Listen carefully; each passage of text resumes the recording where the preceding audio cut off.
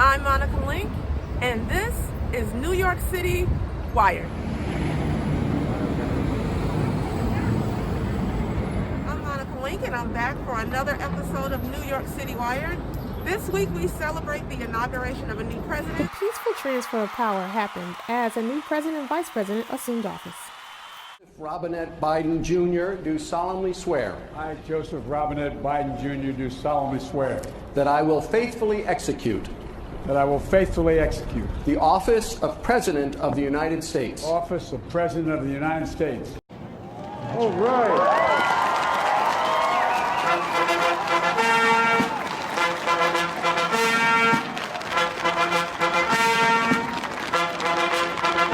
While the country welcomed the new president, New York City welcomed doses of the much-anticipated coronavirus vaccine. New York City and much of the nation has been struggling to get vaccine doses in the arms of its residents in order to stop the spread of the coronavirus. We're giving every dose we can. We have passed the 500,000 mark since the beginning of our vaccination effort. Over 500,000 New Yorkers gotten a vaccine. That's great. Gotten vaccinated. That's wonderful. Yesterday alone, wonderful number. 45,000 New Yorkers were vaccinated yesterday. That number keeps growing all the time. We're going to be at 50,000 a day and more very soon.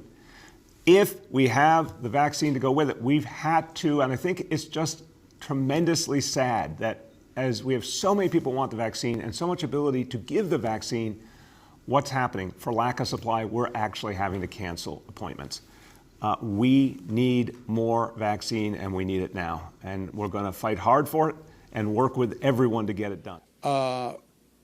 We exhausted all the vaccines that we have received to date, week 1 to 5. They've been allocating dosages for 5 weeks. Yesterday, we exhausted all 5 weeks allocation. We are now starting to receive week 6 allocations, which trickle in during the week. They're sent by Washington. They're delivered by Washington to individual locations. Washington literally uses, in some cases, FedEx, believe it or not. Goal that was set by the president of getting 100 million people vaccinated in the first 100 days is quite a reasonable goal.